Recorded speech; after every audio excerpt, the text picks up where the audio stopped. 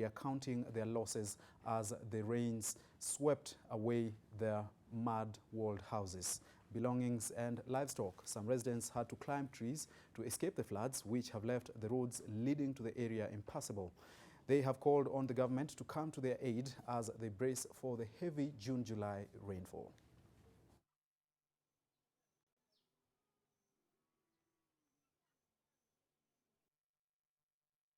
Mvua kinyesha juu, maji inateremka hapa chini.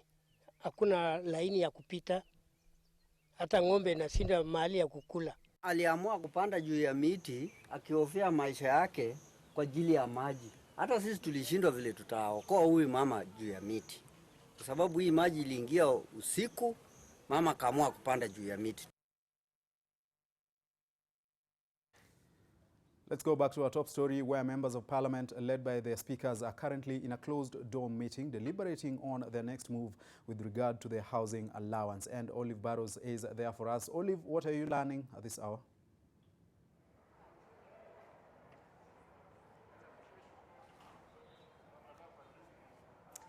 Good afternoon, Edmond. We're coming to you live, as you said, from Parliament buildings. The MPs are currently in a closed-door meeting, and that is over their housing allowance. The Speaker called for the meeting on Tuesday to give the MPs a way forward, given the SRC moved to court and secured conservatory orders blocking further payment of the housing allowance. Now, they're meeting just to my left in the main chambers of the National Assembly. There have been one or two MPs who have come out of the chamber, walked around and then gone back in. It is a cold morning, so it's a cold afternoon here, but I take it must be heated inside the chamber. And of course, the argument by the MPs is that other state officers receive a housing allowance, and therefore them not receiving a housing allowance is discriminatory. The SRC, however, says what the other state officers get is a housing benefit, and that is because they host state functions or county functions, as it were, given governors and deputy governors get the housing benefit. So they say there's a distinction between the housing allowance and a housing benefit. They also say the MPs do get a housing allowance, and that comes in the form of their pay. They say the MPs' pay is consolidated and factors in a housing allowance.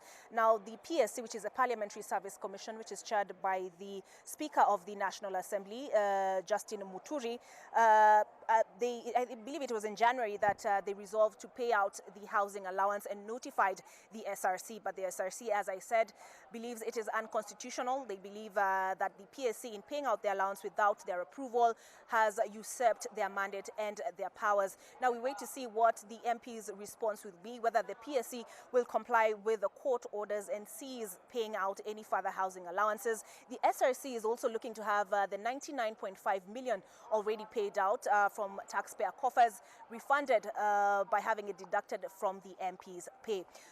Earlier we had a briefing with the minority leader John Mbadi, and he was meeting with the U.S. ambassador to Kenya, and that is Kyle Makata, who calls, or rather prefers to use the term thievery as opposed to corruption and graft. They discussed a number of issues, and following that meeting, Mbadi did remark on the housing allowance. He said the move that MPs took to cut, or rather not to give SRC the entire budgetary amount they've requested is not vindictive as far as his position, but he says he cannot speak for all 349 MPs in the National Assembly.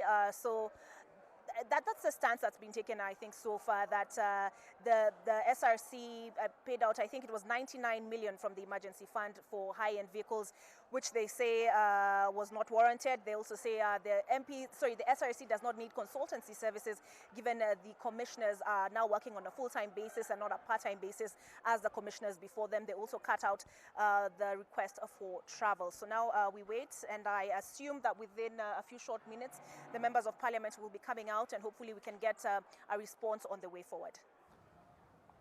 Thank you so much, Olive. Do make sure to stay tuned into NTV to get the latest in terms of that. Of course, we come back to you at 4 p.m., 7 p.m. and 9 p.m. as well. To education matters, and learning has been disrupted at Katundutura Primary School in Laikipia North as strong winds blew off the roof of 8 classrooms, affecting about 400 pupils on Wednesday.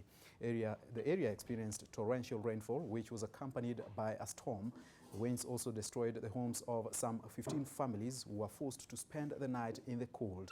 According to the school head teacher, Mrs. Eunice Shene, the pupils were in class when the incident occurred. No one was injured in the incident. The area member of parliament visited the school after the tragedy, promising to rebuild the school and distributed bedding, tents and utensils to the affected families. Sisi tutajenga shule, alafu iwe kuna watu wanafanya child labor mpaka sasa, kufanyisha watoto kazi. Wengine wanawapeleka wachunge ng'ombe, wengine wanapeleka kwa shamba ya nyanya. Tafadhali tunawaomba. Na ninaomba kwa sababu hawa watoto ndio kesho yenu. Hawa watoto ndio matumaini yenu ya kesho. Now, President Uhuru Kenyatta has extended Dr. Patrick Ngugi Njoroge's tenure as the governor of the Central Bank of Kenya by 4 more years. This reappointment takes effect on the 18th of June 2019. Njoroge, who took over from Njuguna Ndung'u in 2015, is the 9th governor of the CBK, and his term was coming to an end this month. This comes a few days after he led the launch of Kenya's new generation currency notes and announced that the 1,000 shilling note will cease being legal tender as from October the 1st. In the same Gazette notice dated 4th of June 2019, President Uhuru Kenyatta also handed the CBK Deputy Governor Sheila Bijiwe another 4 years in office, reviving questions as she attained the mandatory retirement age of 60 years last year. Central Bank Chairman Mohamed Nyaoga has also been reappointed to lead the board.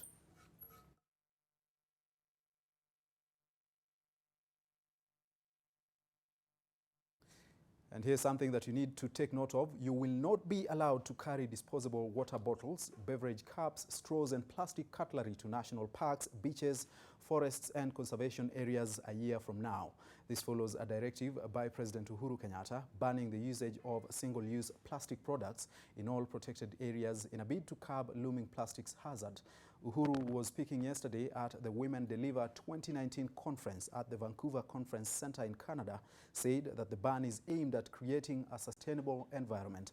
The announcement comes just 2 years after the ban on use of polythene carrier bags came into effect in the country.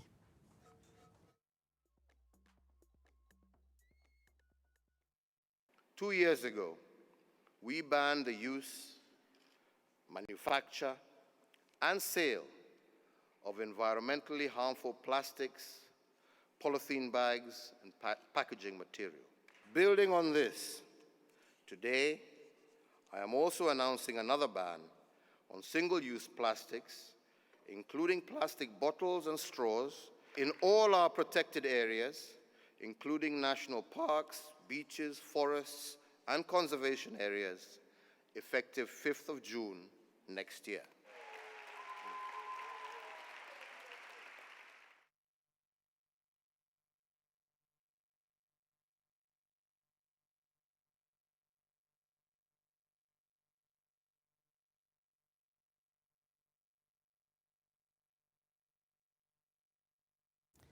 Now, the leader of a minority in the National Assembly now says that the proposed amendments to the Public Officer Ethics Act are not targeted at vilifying anyone in the political arena. The minority leader says it is his intention to encourage transparency amongst public servants, especially when it comes to matters of cash donations. The amendments proposed will see public officers declare the source of their donations to the EACC if the cash donation exceeds 100,000 shillings. If you make a contribution of more than 100,000 shillings, then you have to declare that to the EACC. Not if you are going to make, you have to declare. You know, there's a difference. After making the contribution, within 14 days, you need to file returns with EACC saying that you made a contribution of 100,000 or 200,000, and the source of that is your salary, business, or you're from friends, or from donation. just declare, just telling Kenyans that I'm a public servant, I have made this contribution, but the source of this money is such and such. The reason why it is public servants, public officers are the ones who are paid by our taxes. They owe us accountability.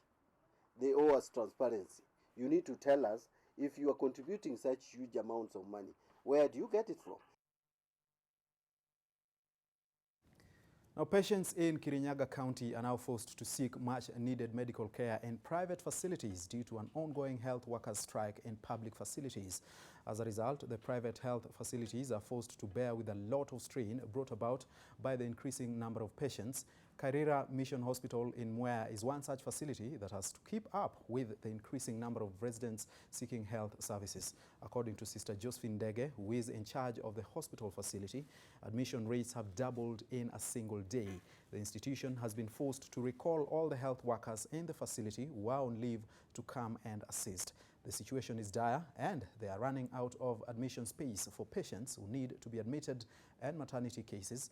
The Kirinyaga Dialogue Reference Group, which consists of all religious leaders within the county, led by ACK Kirinyaga County Bishop Joseph Kabushwa, has now expressed the need for an amicable solution to the ongoing stalemate.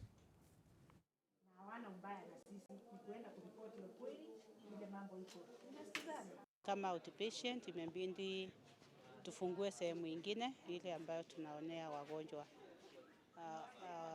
Tunapata referrals kutoka sehemu mbalimbali, hasa clinics na health centers. Union na serikali ya county wakubaliane, kwa sababu tulisema ni kweli hospitali ilikuwa chafu, lakini sasa sio chafu. Kwa hivyo shida sasa sio uchafu, ni kitu ingine ambao watu wanaweza kuelewana. Kwa hivyo tunatoa mwito serikali na union wakae chini wasungumze, na wakitaka viongozi wengine pia waitwe, ndio. Kwa sababu mtu akirinyaga wakaenda ndio anaumia na ni mbaya. Let's now switch gears to sports, and Brian Otwal is here for that. Thank you so much, Edmond. Let's have a look at the latest in sports. And England play the resurgent Netherlands tonight for the right to meet Portugal in Sunday's first ever UEFA Nations League final. The Netherlands were beaten 1-0 by England in Ronald Koeman's first game in charge of the national team last March.